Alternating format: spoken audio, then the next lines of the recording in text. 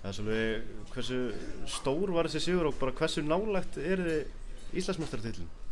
Já, þetta var náttúrulega fyrst og fremst risastór sigur. Þetta var ég myndi segja það var mikla tilfinningar í þessum leik. Það var náttúrulega mikið undir og menn vissu hvernig ef við myndum vinna þennan leik og hvernig þetta myndi líta út. Þannig að það voru mikla tilfinningar og maður sá það dálítið á spilinu, en bara mjög skemmtilegu leikur, þannig segja, hádramatískur í lokin og bara hrikalega sætt og sterkur karakter hjá okkur að fá svona fyrsta lagi jöfnunarmarkið, sérstaklega 2-2 svona seint og við bara heldum áfram og náum inn þessu lokamarki. Virkilega vel gert hjá Valda að setja pressuna þarna á hann.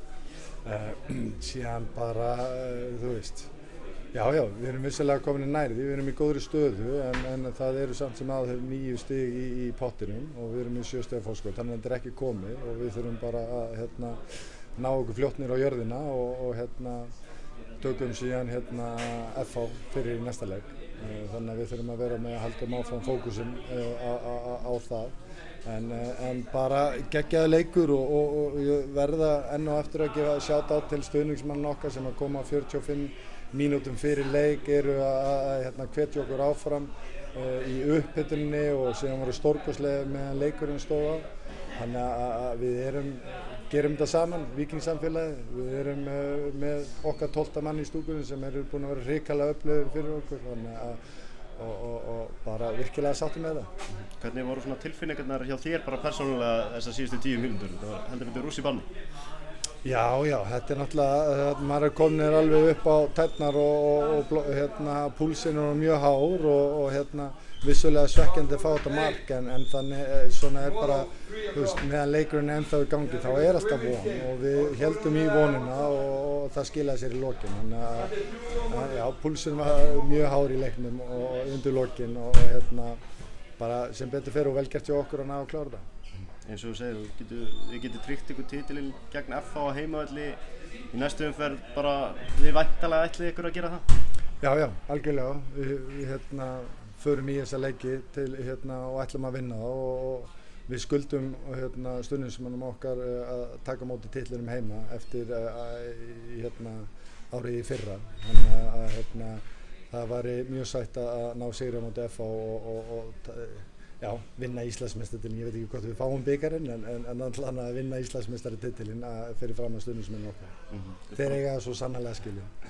Nikola Hansen fer út af velli vegna höfuðmeiðsla. Er það einhver alvarleg meiðsli?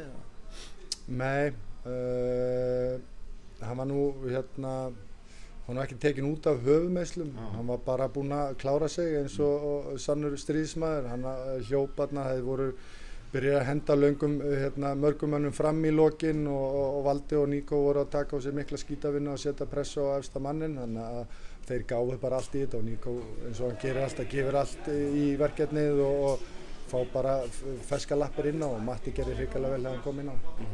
Í stöðunni 2-2 undir lokleiks, hvort vildir að Víkingar myndi halda stöðunni eða sækja til sigurs? Ég sá að Helgi fékk guldspjald fyrir að tefja innkast. Hvernig horfðir þú á það?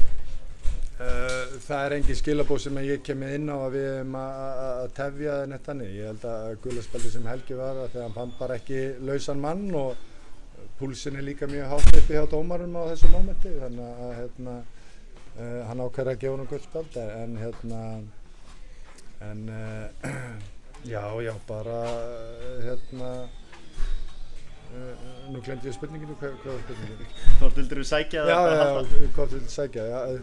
Þú veist, það var bara, þetta var opinn leikur og þú veist, við höfum alveg, þú veist, auðvitað vilt alltaf vinna alla leiki, þú veist, við erum bara með þannig mindset í þessu liði, við viljum vinna þessi leiki, við erum ekki sáttir með jafntefli en hugsa tilbaka þá hefði jafntefli verið allt í lagi úrslit, þannig að við settum ekkert allt fram til þess að sækja til sigur en við vorum heldur ekki að fara að leggjast tilbaka og halda jafntefli, en það var bara opið ennþá, sem betur fer náðum við í undir lokin. Takk fyrir það. Takk sem næst.